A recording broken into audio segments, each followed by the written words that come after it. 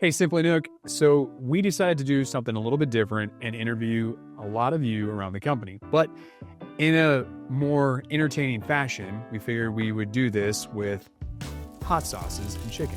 So today we figured we go to the top, ask the CEO, Mr. Jonny Smith here, if he'd be willing to do a hot one challenge with us and answer some questions that we were wanting to ask, obviously in pain throughout the entire time. Johnny, you don't like heat, so how are you feeling about this? I'm not sure I agreed to this, but I'm here anyway. Voluntold. I even the least spice makes my head sweat, so I am actually quite nervous and anxious about this.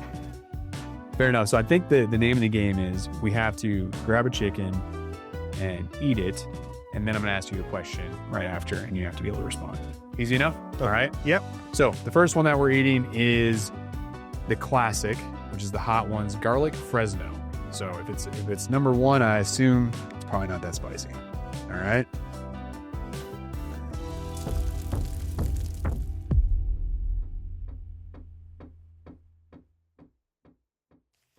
Good? All right. So first question is, I've heard a lot of stories about you. One in particular, though, is that racing has been a part of your life for a really long time. You do know, right? And cars, bikes, things of that nature. You made a comment one time in the car that racing is in your blood. And my assumption is, from what I know about racing, is that it's highly competitive. How are you using, or how did you use the competitive nature of racing and implemented it into your day-to-day job at Simply Nook? For me, competing means winning. So anytime I was in the race car, anytime I was on the bike, anytime the kids were on the bike, they were competing. But for me, when you compete for a reason, and you compete to win. Great. And you like to win? If you ask, yeah, my wife would tell you absolutely. You know, whether it's playing, a card game with the kids at home, or she's saying, let the kids win, and I'm really struggling to, I really want to win. Don't let the kids win. I want to win. Yeah. And I'm, even at 50 years old, I'm still exploring that. I'm still trying to understand, why is that with me? Why am I so competitive? And if we don't win, does it mean we fail? And I'm just looking at, for me, I am competitive. All right. The next one is the second hottest, Los Calientes Barbacoa. A little bit spicier. All right. I did think that last one was a little hot.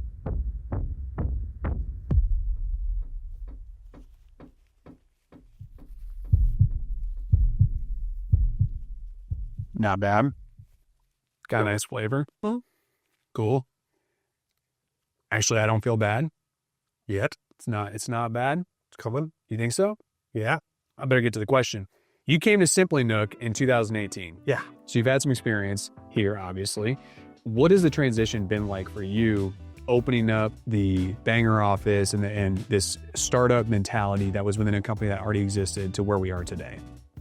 The growth has been phenomenal. Looking back to day one when I sat in an office by myself, you always have aspirations to grow, whether that's grow yourself or grow in the role you're in or grow the company. It continues to show me that there's still so much potential growth. So when I look at the start to where I thought we would possibly get to, and when we started to get there, it uncovered, we could actually go here, and we could actually go. So the growth has been transformational. Do you ever find time that growth is obviously exponential? Do you ever find time you're going at it again? Good. I don't think he had his lunch. Do you find that you reminisce on the wins previously? I know, being a competitive person, you're always looking for the next thing, right? I want the next opportunity, the next big win for the company. But do you ever sit back and think, I started out with just the cabinet where the Nooks were in, as you talked about in one of the videos, and being able to sit back and say, this is a huge accomplishment already of what you were able to do, what the team was able to do, the company was able to grow to, and kind of feel that, I guess, a little bit. Yeah, to be honest, I'm not great at that, and I need to do that more. Sometimes I'm just so focused on where we're trying to get to that, I forget or don't take time to look back at where we came from, and it's always good to look forward and know where we're heading, but when I do look back, I actually get emotional, looking at where the company has got to, where people within the company have got to, seeing people grow within the company, even looking in the mirror at how I've grown as a person, what I've learned. I should probably do it more. Speaking of emotional, you're going to get really emotional, I think, on this next one. This is where it gets, it tunes up a little bit. You might be cheating. Are you taking a bite from the bottom where there's not as much sauce? No, only from the top. Okay. Yeah. So let's make a deal. Okay. Let's make a deal that you take the bite from the top of the chicken. Sure. Deal. All right. Real quick. So the next one that we're eating on the third question is verde. And actually, you know what? It's the same name as the previous one. Did not know that. So Los Calientes verde sauce. All right. Top.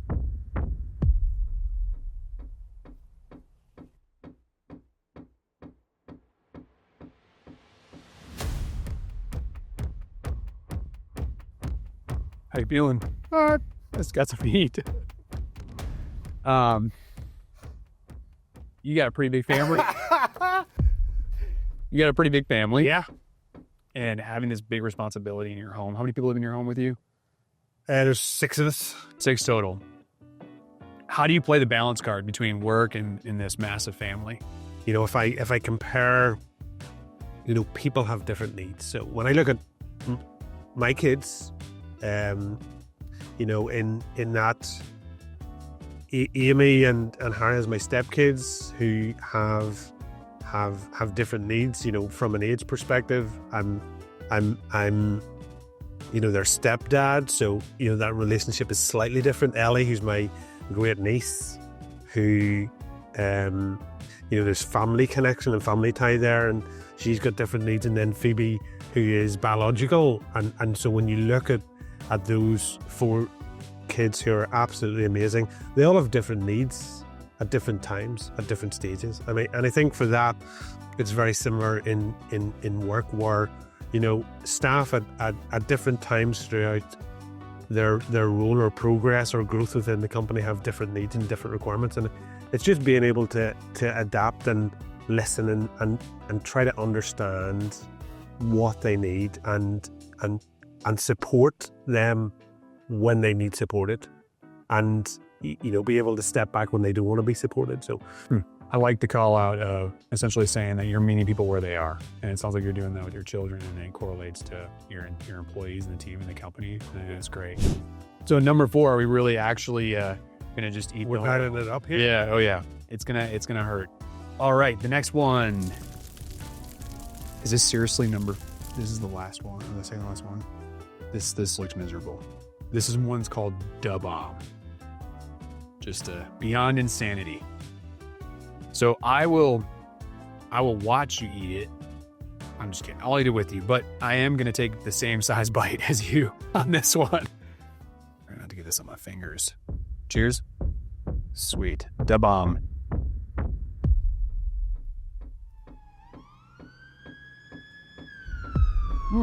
Tastes good. No, not good now.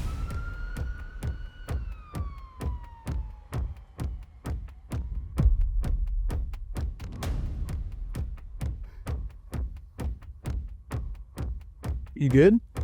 No. Do you need water? Let's go quick. Okay. What do you think the top 3 qualities that you have as an individual and a leader?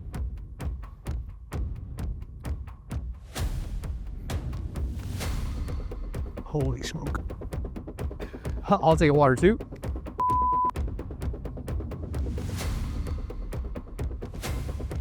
I don't know. My lips feel like they're burning off my face. Look at his face. I thought you were about to heat, man. Whew. But I'm dying right now. So, what are... That's probably the hottest thing I've ever had in my life. Oh, I need milk. What would you define as your top 3 qualities as a leader? Caring, relational, and achievement. Just like a couple sentences, what do you define those as for yourself?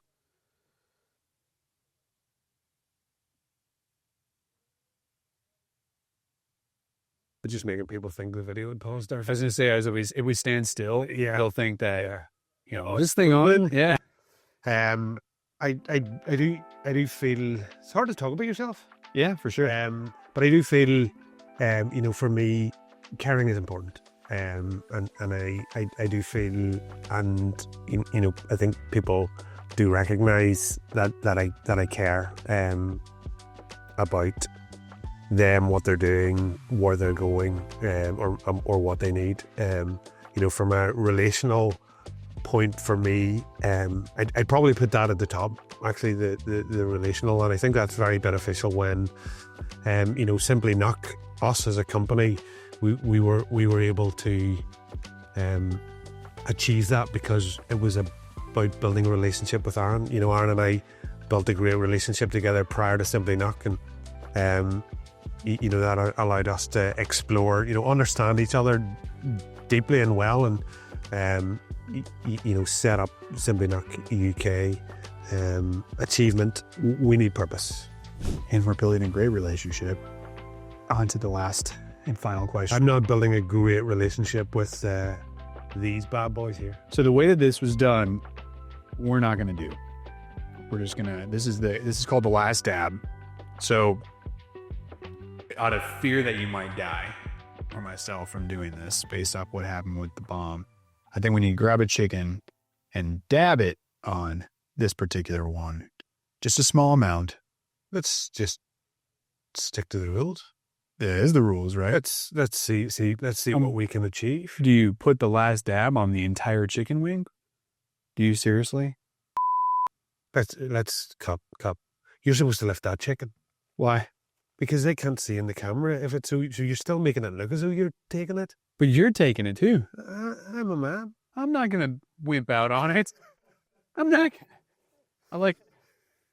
He said, "Let's cut." Marco's like, "No, we're rolling." Okay. He's pointing at a chicken wing to tell me to take the one that doesn't. Yeah, just because I cried doesn't mean.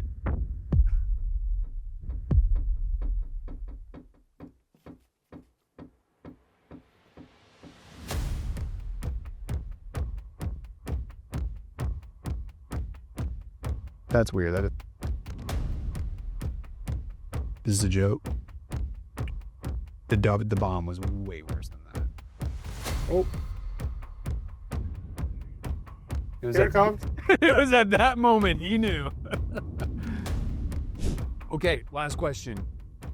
Everyone faces an obstacle in their life, right? And through their journey, they either can overcome it or let it consume them.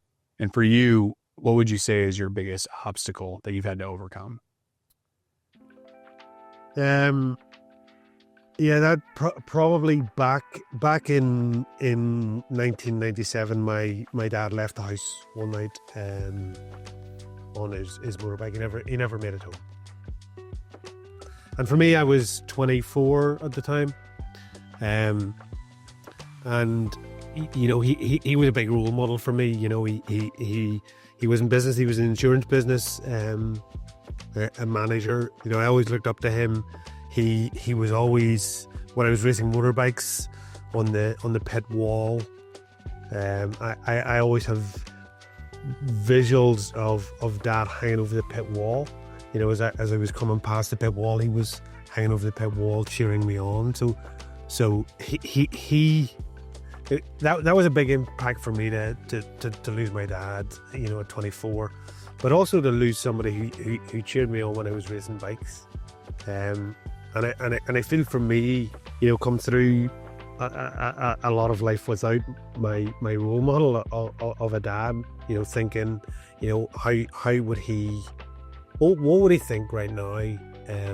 What would he advise me of doing? What's the questions I would ask him? What's the things he would tell me? And so for me, being able to get some help with a coach and mentor to help me understand myself allows me to be in a better position to help and support the other staff. So to answer your question, you know, what was the pivotal moment? Building a team of great people within Simply SNUC has challenged me to, hey, what are you doing to become great? What are you doing to develop yourself? Because you're running and running and running, and you're working in and on the company, but you're not working in and on yourself. So if you're going to continually do that, at some point you're going to burn out, or you're not going to be effective, or you're not going to be enough of a support. The recurring theme is you exude a lot of humility, and I think that's awesome because it sets a tone for a CEO leading the company to be able to have that humility. It's you know, it's toxic, it spreads down, so it's great. Appreciate this, and thanks for being miserable with me.